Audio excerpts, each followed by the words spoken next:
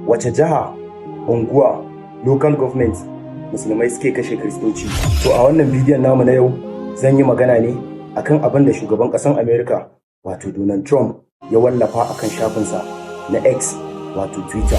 Donald Trump, kana ina ake kashe rayukan dubban mutane har da kristocin da kake goyawa baya a arewacin Najeriya irin su Sokoto, Katsina, sauransu. Musulman Najeriya, kristocin Najeriya ya kamata mu gane sun ga mun hankalta mun daina faɗace-faɗace irin na addini. Ba su da wani buri wanda ya wuce su gwara kanmu su ga muna ta faɗace-faɗace a junanmu, daga ƙarshe su kwace ƙasar su mai da mu bayi. To wallahi daga lokacin da muka ba da ƙofa ko kuma muka yarje da wannan abu wanda Donald Trump ya zo da shi, especially kiristocin Najeriya, daga lokacin da kuka amince muka fara faɗace-faɗace a junanmu sun samu yadda suke so. Hakan shi zai ba su dama su ga cewa sun kwace Najeriya, duk da ma dai yanzu da mu da bayan bambancin kaɗan ne, kuma bambancin shi ne ba takunkumi a bakinmu sannan kuma babu sarƙa a daura a jikin ɗan uwayenmu, ana tafiyar da mu kamar yadda kiyashi suke tafiya.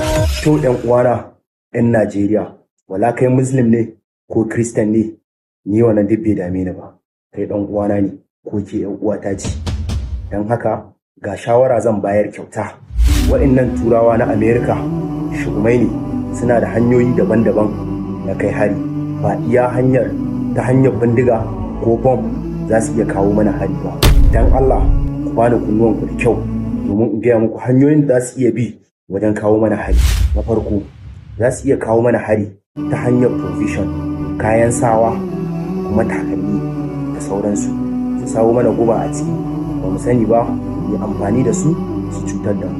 Don haka mu kiyaye duk abu da za mu siya ko duk wani product da za mu siya, mu ringa dubawa shin wannan kayan daga ina yake, daga wace ƙasa yake, su waye suka yi shi kafin mu yi amfani da shi. A ƙarshe sanya addu'a, don Allah ku ce amin. Ya Allah, duk wani mahaluki turan ƙasa da yake sanya ga bayan musulmi da musulmai ko Najeriya da mutanen Najeriya, wala Kiristan ko Muslim, Ubangiji Allah ka mana maganinsa. Allah mun roƙe ka don kyawawan sunayenka guda 99, duk wani mugu wanda yake da sa hannu a masifar da aka sa ɗan Najeriya a ciki a yau, Ubangiji Allah kai ka san yadda za ka yi shi. Daga mu har su ɗin duk bayan ka ne. Don haka mu ba za mu iya ba, Allah kai maka baro iyawa, ya Allah ka iya mana don alfarmar annabi Muhammadu sallallahu alaihi wasallam. Za ka iya sharing ɗin wannan bidiyon domin ita addu'a ba ta faɗuwa banza. Idan kai ka ce amin, ka tura wa